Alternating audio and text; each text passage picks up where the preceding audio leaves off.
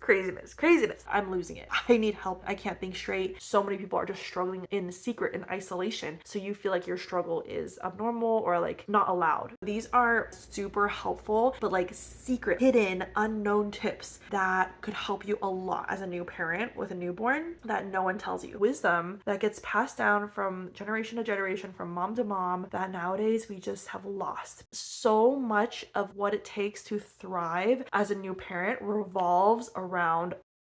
I watched so many videos, I took so many classes, I did all the preparation that you could think of. Of course, there was like repeated information over and over. And so I thought to myself, okay, I got it, I'm good. And then only to find out after having my baby, I knew nothing. Like I was so ill-equipped. What did any of those things teach me? It's because a lot of those things are like the basics, but it's just like so hard to encapsulate all the details of things. I don't want to overwhelm new parents either. I get it. But at the same time, I think one of the huge disadvantages, and I've talked about this too if you've been following along, I'm so passionate about helping new moms, new parents, especially if you're like the first in your circles to have a baby like we were, and we don't have siblings either. So our parents, their only baby experience was with us decades ago, and things are so different now. So anyway, it's just like so easy to be confused. Like, what do I do? You have no one really you don't know who to ask, and you don't even know what to ask. Especially now, so many of us are deviated from like that village model. You never see people dealing with their newborn if they have colic, if they have reflux, if they have feeding issues, sleeping issues. Like, what do you actually do? You learn this information and then you're trying to like use it in your everyday real life, and you're just like, is this right? Why isn't it working? Well, what do I do? Help. I just remember so many moments where I was like, oh my gosh,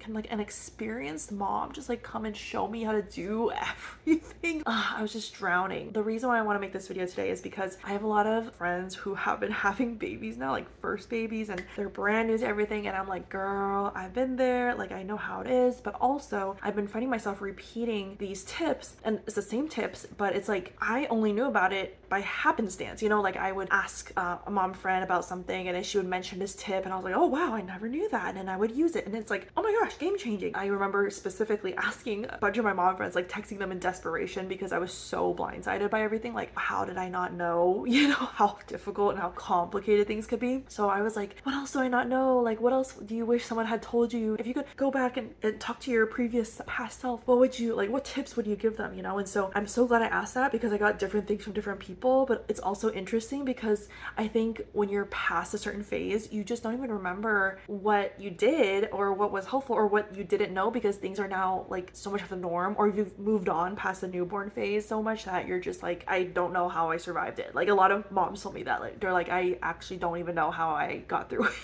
So these are what I have collected and curated as super helpful, but like secret, like hidden, unknown tips that could help you a lot as a new parent with a newborn that no one tells you. And I'm gonna be looking down at my notes because that's the only way I'm gonna remember and keep track. Number 1 is gas drops. This is like a universally known thing, I guess. Newborns are gassy. People don't tell you that. Digestive and nervous systems are not fully developed yet. That's why it's called the 4th trimester when they're first born. The first 3 months of their life is called the 4th trimester because they're literally not fully developed. Their digestive system struggles a lot. They don't know how to poop or burp on their own. Surprise! We had such a hard time getting gas out of her, which I'm like, maybe it has to do with my genes, because my parents had a really hard time getting gas out of me. And even to this day as an adult, I actually don't burp. Like, I don't know how to burp. So I maybe burp on accident like a handful of times in my whole life. Gas drops really helped with helping her get the gas out so she's not crying and uncomfortable and waking up all the time and not able to sleep. We use Mylicon gas drops, and you can just ask your pediatrician just for their approval, but majority of moms that I've talked to all said they also used some form of gas drops, or some used gripe water, which we never tried, but we used Mylicon, and that helped a lot. When she was getting older, like around 2 months and then closer to 3 months, we would test, oh, what if we don't give her gas drops? And then we learned by basically A/B testing, oh no, she definitely still needs the gas drops, because she would like scream and cry so hard when she didn't have the gas drops. If you're bottle feeding, you can put put it in the bottle and mix it with the milk, and then they can drink it like that, or you can drop it directly in their mouth if they're breastfeeding. On the topic of gas drops, number 2 is if they're really gassy, if they're having reflux issues, if they're having stomach, just like any stomach digestive discomfort, there are these 3 positions / moves that you can look up. I can also, I feel like I might just make a separate video of these things, but one of them is the colic hold. The second one is the mashed potato. I don't know if that's the official name, but I saw someone call it the mashed potato on TikTok. That helped us a lot as well. And the butt circle. You like circle their butt in the air. It's hard to explain without an actual like baby here to demonstrate, so I might just demonstrate with her in a separate video, but those 3 helped a lot with getting gas out. And honestly, sometimes you don't even know exactly what it is, but they help. So if your baby is colicky, like crying, and you don't know how to stop the crying, those 3 things could help. On that topic of crying, number 3 is the happy song. I'm so grateful for the mom who told me about the happy song. I had so many mom friends, no one mentioned it except this one mom, and then I told another mom friend about this and no one told her either except me, and she's like, Grace, thank you so much for telling me about the happy song. The happy song is by Imogen Heap. It is a scientifically researched and specifically designed song that is designed around what makes babies happy and not cry. So if your baby is crying and consolable or in the car and you're like going nuts because they're crying, play the happy song by Imogen Heap. I think there's a repeat version on YouTube you can play. Very helpful. We use that a lot when she was a newborn, very colicky. Reflux. Okay, this is a whole separate topic. I made a video about our reflux journey if you're curious about what we specifically did and how we figured it all out. But pretty much number 4, knowing the signs of reflux, which is oftentimes they'll be arching their back, they'll be kicking their legs when you're trying to feed them. Feeding should not be a struggle. I didn't know this. As new parents, you don't know what's not normal. Feeding should not be like the crying the entire time, being so uncomfortable and fussy and screaming, and that is a sign of reflux. Especially if they're arching their back and kicking and looking really like they're in pain or uncomfortable. There's also something called silent reflux, which is a form of this, which they don't really spit up, but they still give you signs that they are uncomfortable. A telltale sign of reflux is if you lay them flat on their back and they are crying really hard, versus if you put them on an incline and they stop crying, or maybe they're crying a lot less. That is a sign that it could be reflux, because when they're laying down, the reflux causes the milk to come back up and it's uncomfortable. Just like if you had acid reflux. There's a lot of tips when it comes to managing reflux, but one thing that I feel like no one tells you, or no one really knows, we found out because of our occupational therapist that we ended up seeing finally. She gave us a tip to actually feed our baby on our right arm. So if she's like, we were like holding her with our left arm, this is kind of mirrored, but just imagine your left arm. A lot of us are right-handed, so we were feeding like the bottle with our right hand, having her on our left arm. But the thing is, our stomachs are on the left side of our body. I didn't know that either before I had a baby. What is biology class, So we ended up holding her. We had to get used to it. It does feel weird if you're right-handed, because your stomach's on your left side. It like sinks down against your body. When you hold your baby that way, the stomach sinks down a bit, lays against you, and that keeps the milk down. On the other side, it causes more spit up. Really good trick, and that helped us a lot as well. And also it soothes the baby more when they're like laying on your chest like that, like side lying. And it's actually really good for their development. No one teaches you this at the hospital.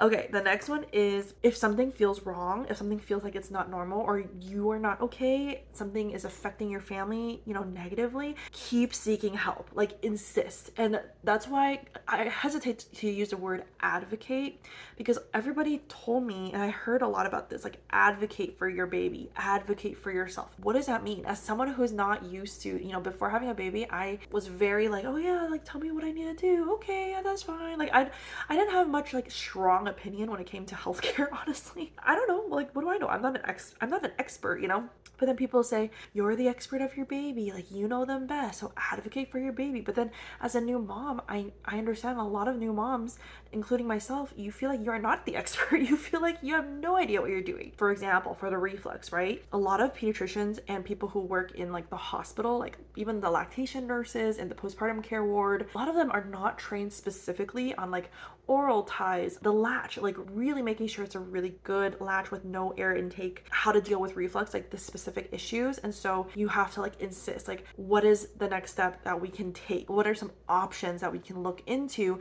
You have to exude your desperation. I was like, I'm losing it. Like, I need help. I can't think straight. We're having such a hard time.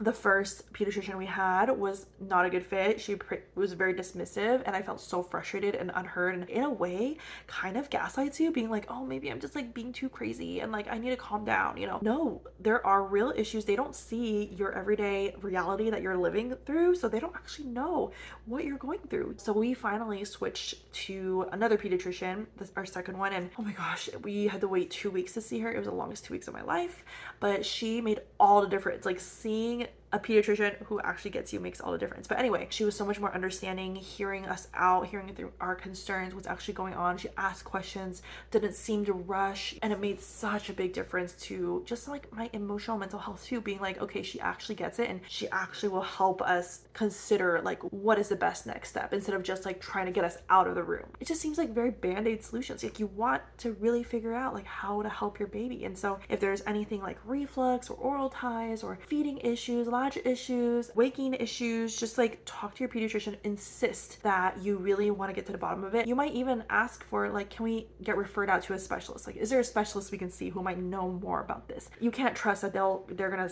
tell you everything that you can do. Just a bonus tip, if there is an intolerance or allergy of any sort, you can actually take your baby's dirty diaper and bring it to the pediatrician and have them run an allergy test on the spot to see if there's microscopic blood in the diaper. No one tells you this. I learned from one mom that I connected in one of the Facebook groups I was in, and that helped us confirm and rule out basically like it's likely not CMPA, cow's milk protein allergy, because there was no blood. Okay, number 5 is do not underestimate the power of a break. Even if it's 2 hours, even if it's 1 hour, 20 minutes. What I mean is, you do not need to be on mom mode. You can go out by yourself to do whatever. Go on a walk, go to the grocery store, go to get coffee, run an errand. Like, I remember I had a dentist appointment, and usually before having a baby, it's like dentist appointment, like, oh, you know, come on, I don't look forward to those things. But I just remember so vividly being like, oh my gosh, what is this feeling where I don't have to be like stressed around the clock about my baby? It felt like going to the spa. What a luxury to get out and to not have to be on mom mode. I didn't know that was so important and so needed for my mental health, because, you know, you have this mom guilt of like, I need to be around for my baby, and like I should be able to handle this, and it's just like all these lies based on unrealistic expectations that you put on yourself. Another really big, important, and powerful thing is taking a break with your spouse. Just you guys being together without having the baby as like a parent mode, game changer as well. If you have family nearby, even if it's like not ideal, like for us, we were kind of like back and forth. Our first time was during wintertime when my mom was here and she helped look after our newborn. But then yeah, fast forward, it was like every time we would try to want to leave, it's like always still nerve-wracking to leave your baby with someone, especially because you're like, I don't know, like good luck. But it makes such a difference to your mental health. And I noticed in the first 3 months in a newborn trenches, every time I went out either by myself or with my husband alone and we would come back, it would be like I'm a new mom, like I'm a new person, rejuvenated. I missed my baby. You know, it's weird because you're like dying for a break, but then also you're like missing your baby the whole time. Like, are they okay? I missed them. Oh my gosh, looking at their photos, they're so cute. It's real to be burned out, and people just normalize it. I was like, oh, like mom, being a mom is all about sacrifice and blah blah blah. Yes, it's sacrifice, but you should ideally find ways to fill up your own cup as much as you're able. It's way easier and way better to like pour out from that place. Okay, number 6 is the power of lights and music. Babies love looking at lights.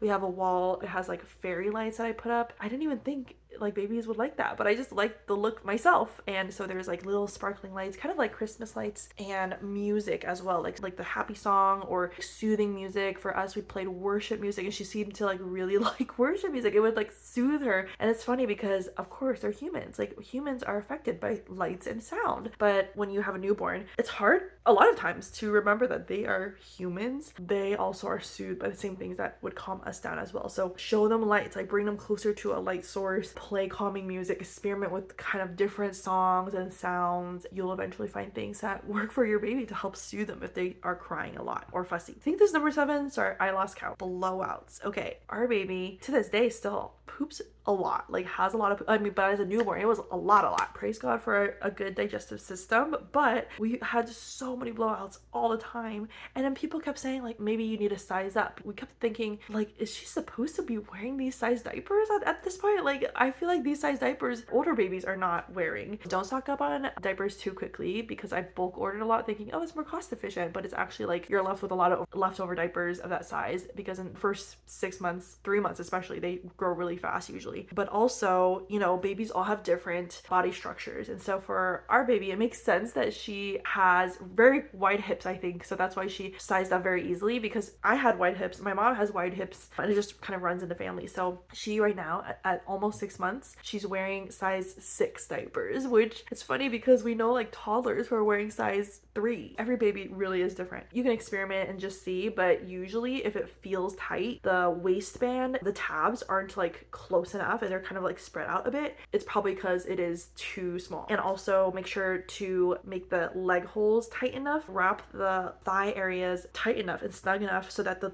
poop doesn't leak out. Our favorite brand, Huggies Overnights, is really good for overnight preventing leaking, and then you size up in the overnights compared to the daytime diapers. And then for daytime diapers, we use, I think they're called Rascals now. They used to be called Rascal and Friends because they have kind of a slight leg covering. Like, it's not just the butt where it feels very like vulnerable and exposed, like the poop could come out really easily, but it has a bit of a slight leg cuff. Number 8 is use earplugs when you are not on shift. When you're doing overnight feedings, especially the first few weeks, if you're not on shift, put in earplugs. We use Max earplugs. Even if it's in another room, it's easy. I don't know, especially for the moms. I read online that like biologically moms are wired to like pick up the baby's cries a lot more easily, and it causes more stress hormones, more cortisol in moms. Put in earplugs and it helps wonders to get better sleep. Number 9 is know about yeast infection. No one told us about this in any of the baby classes, and I mentioned to multiple people, including our baby's pediatrician, about how she cries all the time, including not even pooping, but like has a wet diaper. She often will cry and like we can't feed her because she's crying. And so we were having such a hard time like figuring out, like, do we change her? But we were supposed to keep her upright for her reflux. Like, it was just craziness.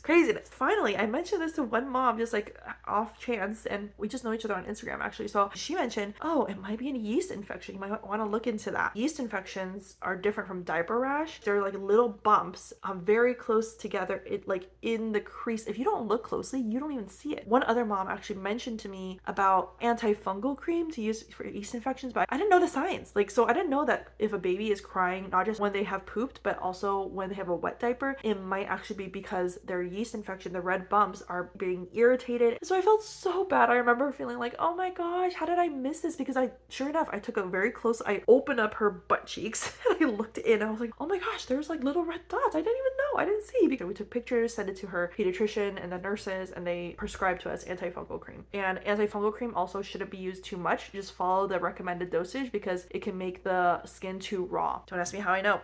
Number 10. Oh, actually, I already talked about this. For a pediatrician, find one that you really vibe with, that you feel like they listen, they understand, they're not dismissing you. You don't want someone who just makes you feel like you're crazy and like stop bothering them. It's sad that that's like so common, but it is. And they actually will give you clear next steps and help you process all your questions. So thankful for our current pediatrician. Number 11, formula feeding. If you are formula feeding, the pitcher method and using a cooler bag for outings is the answer. Okay, I was so confused. Like, how do you do this? You know, no one teaches you how to like put the formula and like mix it the proper way, and like everything is brand new. And so if you're wondering like what's the most efficient way to prep formula without being stressed about it, we were both so stressed for so many weeks because every time she got hungry, she would be like inconsolably crying already, and we're like, oh shoot, we gotta like go and like scoop the formula and like mix it up, and it's a whole process. It's a while. We gotta swirl it and add gas drops to make sure that it doesn't get bubbly, you know, all that stuff. Dr. Brown's pitcher is I believe the biggest capacity and can last a long time. It's only $10. Best investment to pre-make the formula the night before, make it for the whole next day. You have to mentally get used to there might be waste sometimes, especially before your baby has consistent feeding amounts. So you kind of just like give your best guess, and then you might need to, you know, on some days make a little more or like have some waste, unfortunately, but that's just the reality of being a parent. And then cooler bag. Okay, getting like a good, it doesn't have to be too big, but just like a small cooler bag to put in bottles so that you can leave the house and have peace of mind. And also, because I remember being like, how do I know if it's like cold enough? I don't want to give her like spoiled milk. Just use a couple ice packs. We use like 2 or 3 at a time usually, and it works fine. When you're a new parent, you're just like, everything has to be precise. Otherwise, I'm gonna like ruin my child's health and make them really sick. My rule that I've realized is if it feels too hard, it is not realistic. Like you're probably trying to hold yourself to an impossible standard if it feels like that. Number, I think 11 or 12, wake windows. Learn about wake windows, look up taking care of babies. They have free blog articles to learn about this stuff, but the courses that they have with the actual videos explains everything way more clearly. Reading the articles, you're like sleep deprived. You can't even think straight. And so you're like, what does this mean? Like, is this right? Is it, it's like so confusing. They teach you how to cap daytime sleep and naps. Our older generations, they never woke up babies. Apparently, a lot of them didn't. And it's like, no wonder babies didn't sleep well. But, just like us as adults, if you sleep all day, you're going to be really wide awake at night. And so it helps a lot to do that repeatedly to kind of like get them used to sleeping more at night. And it takes time and consistency. That's the case with really anything that you're trying to teach them, sleeping or new formula or new ways of feeding or new, transitioning out of a swaddle, whatever transition or change. It's the same principle. Like it takes time, but it'll get better over time. Okay, number 13 is try to take more photos and videos of the newborn phase, because I just read and hear a lot from parents that they regret that they didn't take enough photos and videos, because then looking back, you're like, everything was a blur. What even happened? And then I know it's hard to imagine when you're in the newborn phase, but in the future, you were like, I miss it when they were so small and little. You forget how hard it was if you have a more difficult time right now. But yeah, I'm really glad that we took a lot of pictures and videos. Of course, you want to try to keep a balance and not like be using your phone all the time. Just capture little things, little moments of them sleeping, of you guys spending time together. But everyone says it goes by so fast. When you're in the middle of it, you're like, it is eternity. It does go by and you will miss it eventually, even though it sounds like so crazy of me saying this. But number 14, it really is all about mindsets, mindset shifting. I feel like I talk about this a lot and no one else talks about it. So much of what it takes to thrive as a new parent revolves around mindset. Learning what old ways of thinking do you need to let go of. First of all, being aware of them and then letting go of them and then replacing them with a new way of thinking. It's so wacky because it's like, oh my gosh, I'm changing how I'm living my life pretty much.